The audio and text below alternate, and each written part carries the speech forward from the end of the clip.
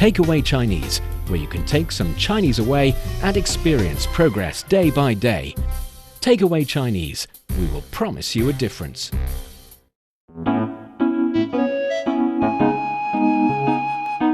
你好，欢迎收听随行汉语 Welcome to Takeaway Chinese. I'm Fei Fei and joining me today is Steve Hatherley.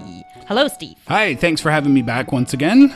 And today, Steve, I'm not sure if you noticed my shirt today looks a bit different from your regular shirt or t-shirt. From my regular t-shirts? Yeah. Yeah, it looks very different. Yeah. Yours is, this is audio only, so I'll describe it to our audience. It's a beige-ish yellow short sleeve with the collar that is something that looks traditional somehow. Yes, actually. But it's not Hanfu, I feel. No, it's not Hanfu. It's actually modern adaptation of the Mongolian robe. Oh, cool. Yeah, because I'm Mongolian. Yeah. In case you don't know that. I knew that. Yeah, I'm Mongolian. So that brings me to the topic of this episode is about 民族. I think we can translate that into ethnic groups in English, but I don't think the English translation of ethnic groups can represent all of the meanings behind 民族. Well, ethnicity in English is defined as like a group of people with a shared culture, language, history, things like that. People who belong to that same group. But 民族 is a little different. It's a little different. I think 民族 is a very Chinese special concept because here in China we have 56 ethnic groups. This is one of the first most interesting things that I learned after moving to China for the first time. I didn't realize that before I moved. Oh, really? So the majority of the people is Han people, which is one of the ethnic groups, and the rest mostly around 10% belongs to other groups, for example, Mongolian, for example, Tibetan, for example, Uyghurs, and we even have smaller groups, like I'm not sure if you heard about Tujia or Shui, so the other 55 different groups.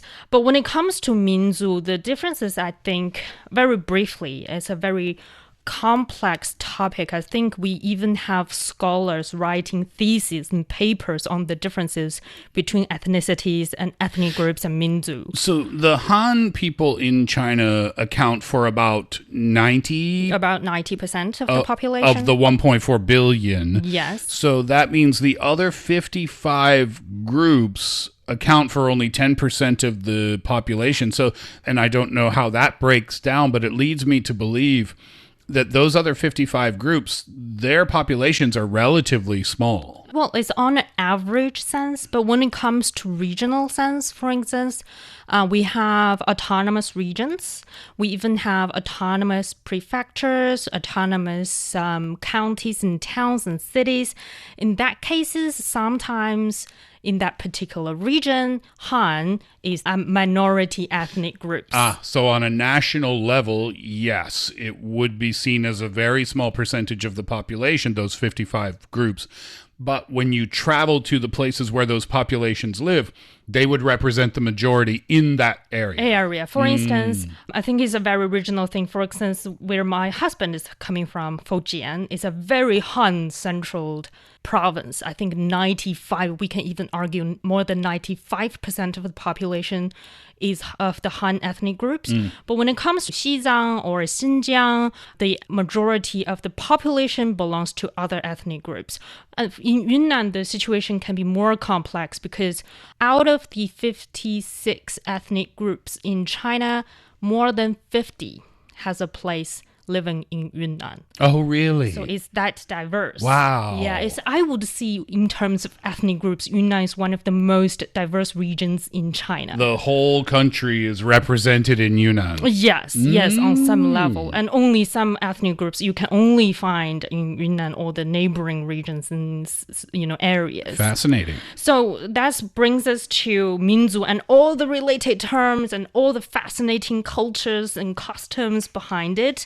But first of all, we need to start with the concept 民族. And when it comes to the minority ethnic groups, we call them 少数民族. 少数民族. So 少数 means minority? Yes. 少 meaning few. small in number, 数 meaning number, so 少数 meaning minority, and 民族 is ethnic groups, 民族. I think in some cases, some scholars are now arguing, even outside of China, that we should only use 民族 to reference the Chinese ethnic groups so that we can keep all the connotations behind. But when it comes to describing, I mean, it can be very difficult for people that are not originally from China to understand the situation of 民族, of having more than 50 different groups with different cultures, different customs living together. I think I've had friends asking me, that must be chaotic. But in fact, growing up in Mongolia, we are also having a lot of different ethnic groups. We have the Mongolians, of course, the Han, of course, Manchu, Hui ethnic groups, Dawo ethnic groups, and we even have Russian ethnic groups and Korean ethnic groups. So we've never had any issues when it comes to the differences we have culturally. And so I think in China, we have a fruit to represent the situation of having different ethnic groups coexisting and living together in one society. What would that be? It's pomegranate. A pomegranate. Why would the pomegranate represent all that? Pomegranate in Chinese, 石榴. 石榴. Yes. Pomegranate is features with a lot of seeds inside. But within that seed, they have dozens, even hundreds of different seeds, but they fit closely together in one fruit, in one, so within each other. So it's, for some people, each ethnic group is one of the prominent great seeds. 石榴籽. 石榴籽. And then when it comes to the whole of Chinese nation, we are a whole big 石榴.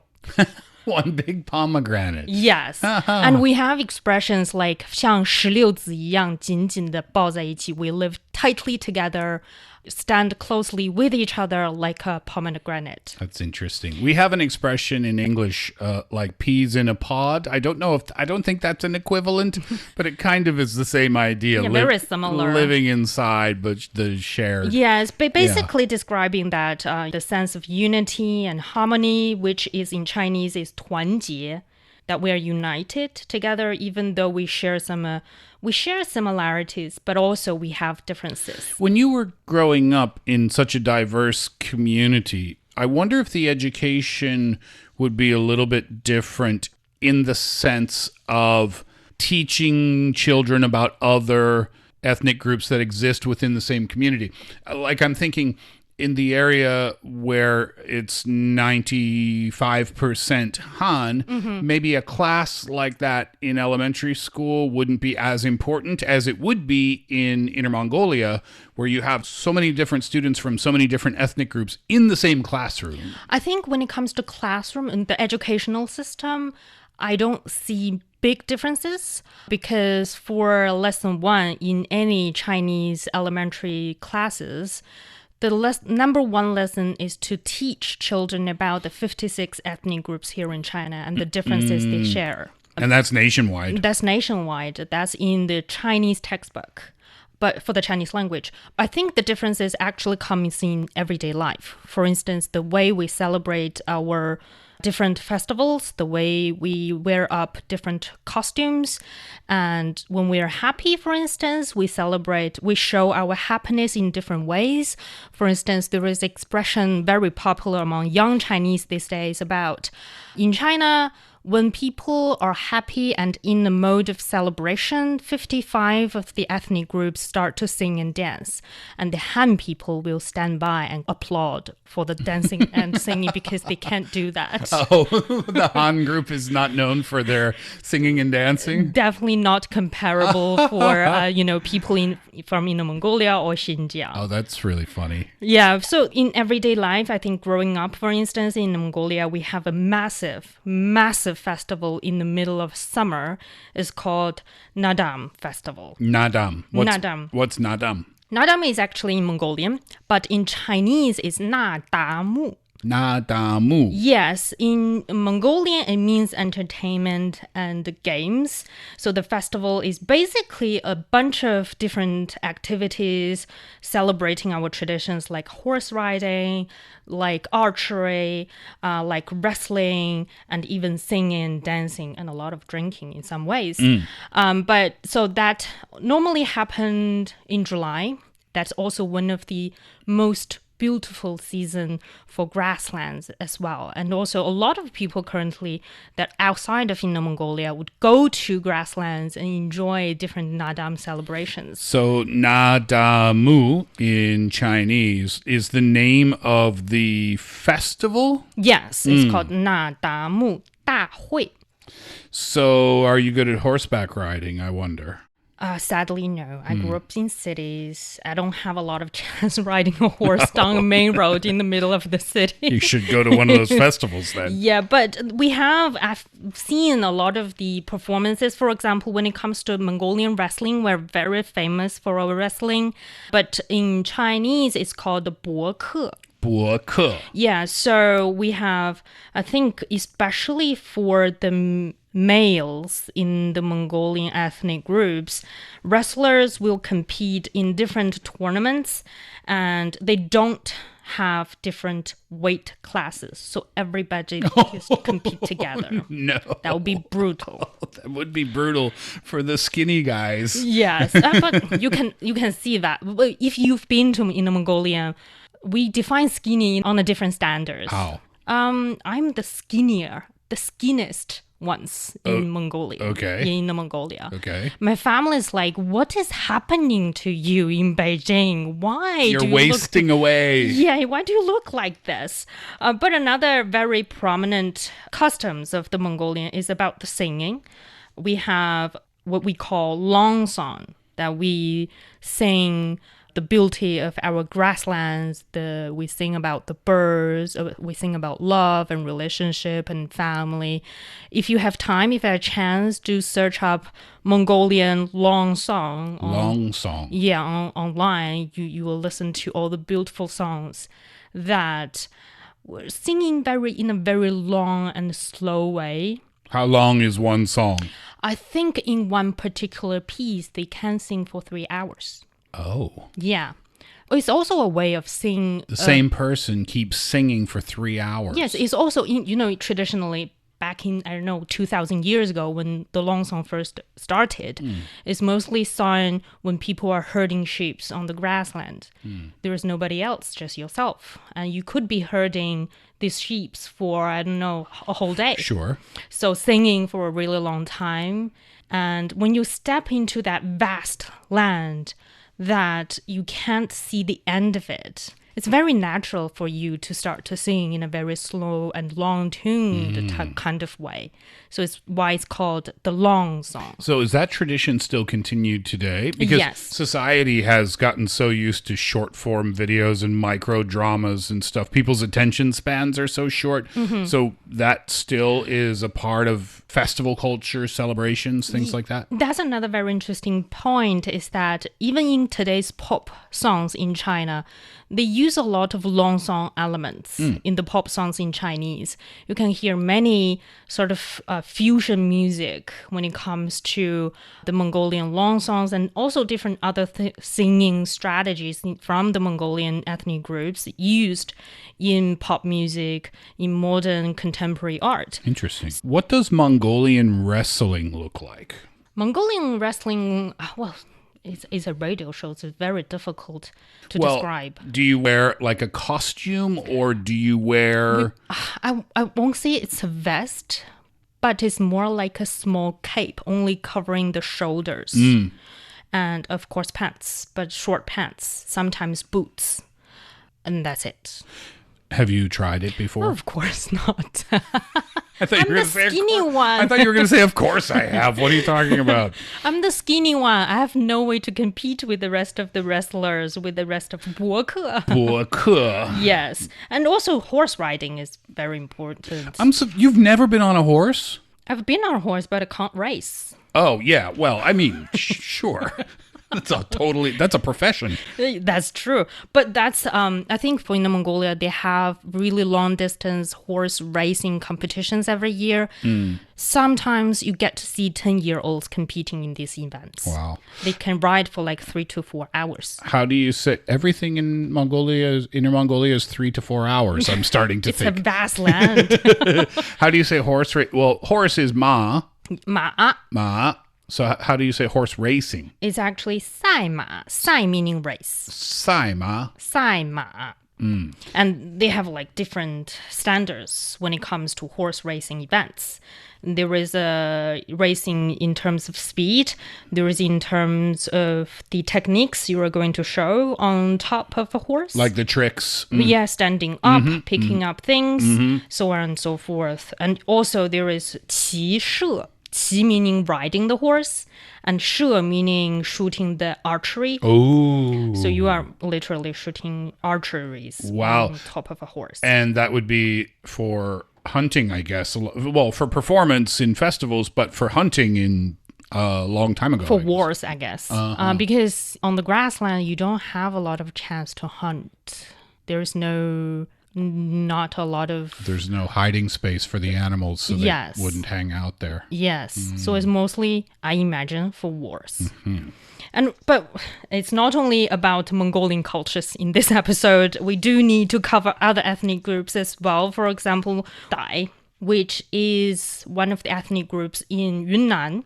And they have water splashing festival, 泼水节. 泼水, shui water. Yeah, 节. Jia Festival. Festival. 泼水节 is literally a festival to splash water as a way of giving blessings to others. And for other ethnic groups, for instance, one of the most famous ethnic groups as well is called the Miao Zu. I've heard of the Miao Zu group before. Yeah, because I think their design, their sense of fashion inspired a lot of luxurious brands internationally in their design. Their big festival is at the New Year, is that correct? Yeah, the Miao New Year is kind of celebrated at different times depending on the region, because when it comes to Miao ethnic groups, they live in different regions. Some of them live in Guizhou, some of them in Hunan or Hubei. So depending on the regions, they celebrated their New Year in different times, mostly after the autumn harvest. Oh. So around the 10th lunar month. And for the Miao people, that New Year festival marks the end of the harvest season, and so it's a time to honor their ancestors and also a chance for family reunions, so on and so forth. The fashion, I've only seen photos of the fashion, but it's very elaborate, right? Yeah, especially when it comes to their silver headpieces. Crowns, necklaces, jewelry, things like that. It looks like royalty. Yeah, and it's only, I think, for celebrations like the Miao New Year. It's not for everyday wear. In case our listeners haven't really tried one of the silver crowns, it's very heavy. I've tried that really? in Guizhou. It's very heavy. So it's only mostly for big events to honor the ancestors or big celebrations. But they do also have a lot of dances and singings. For instance, they have their lusheng performances. Lusheng is a traditional pipe instrument made from bamboo, and for the Miao New Year, people get together and play that instrument and dance together. So you see why when people say that the Han people are not really good at dancing and singing, because the rest of people celebrate their New Year by singing and dancing. So it's not that the Han people are bad at singing and dancing, it's just that everyone else is better. By the way, do the Han people agree with you? I'm only speaking to Han. We don't have a Han person to defend themselves. You know, when it comes to weddings, for instance, if you've been to one of the Uyghur weddings in Xinjiang, all of a sudden people start to sing and dance. No, it's not like somebody call on, it's time for dance. Very naturally, people start to sing and dance. But for the Han people, it will be very difficult for them to start to dance at wedding, even for big celebrations like weddings. What is the reason for this? So I think that has to do with the cultures. Because for the Han people, for the majority of the history, mostly they live in bigger communities compared to ethnic groups. So I think on some level you have to be disciplined most of the time. So would you say that that's reflected in other parts of everyday life? For example, are Han people generally more, and by the way, we're speaking in generalizations here for the sake of conversation, but do you think Han people are generally more serious than other ethnic groups in China? I'm like, if you do a stand-up comedy night in Fujian, it's going to be really tough to impress the crowd. Well, I'm not sure about that angle. Currently, I think with people, traveling around the country, migrating to different regions, it's very difficult to tell, whether they're from the same or different ethnic groups just by their appearances. Do people talk about it? I don't think so. It's not something you would ask on... Would that be rude? No, it's just not something you would come up in your daily conversations. Unless, for instance, I dress up a little differently today and people would ask, what kind of costume are you wearing? Why is this shirt? Seems a little different from the rest of the everyday shirts. And also when it comes to food, I think is also one of the traits that you can tell the regions and the cultures this person comes from. For instance, when it comes to ethnic groups and people living in the south, they use a lot of bamboos in their cooking. Okay. So for instance, the Miao ethnic groups, they have 竹筒饭. They cook rice in the bamboo. 竹筒 is bamboo. Yeah. And 饭 meaning rice. Right. 竹筒 is the bamboo tube. So they cook rice in the bamboo tube. It is also one of the most iconic traditional dishes of several ethnic groups in southern China and southwest China. Basically, because, they have a lot of fresh bamboo tubes to be harvested. But when it comes to the northern part of China, lamb and mutton are very important ingredients. No matter you go to Inner Mongolia or Xinjiang, you will get a lot of mutton and lamb dishes. Yum. Yeah, very delicious. Like the 羊肉串, the 串儿.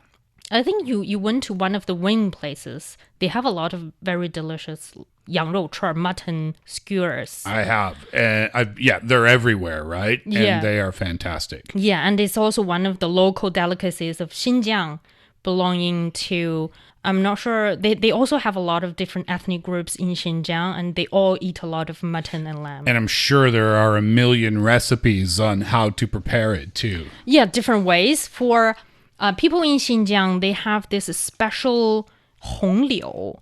They call it red willow type of branches. They said if you barbecue the lamb using one of those branches, the taste would be different compared to other regular skewers. You mean, so you use the branch as the skewer? Yes, yes. So it's a very Xinjiang specialty.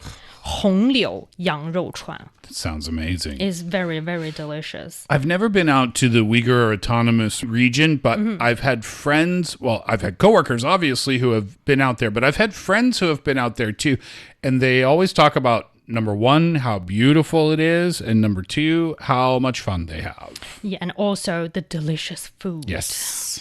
For Xinjiang, the most iconic and important food, I guess, is the naan, is the flatbreads.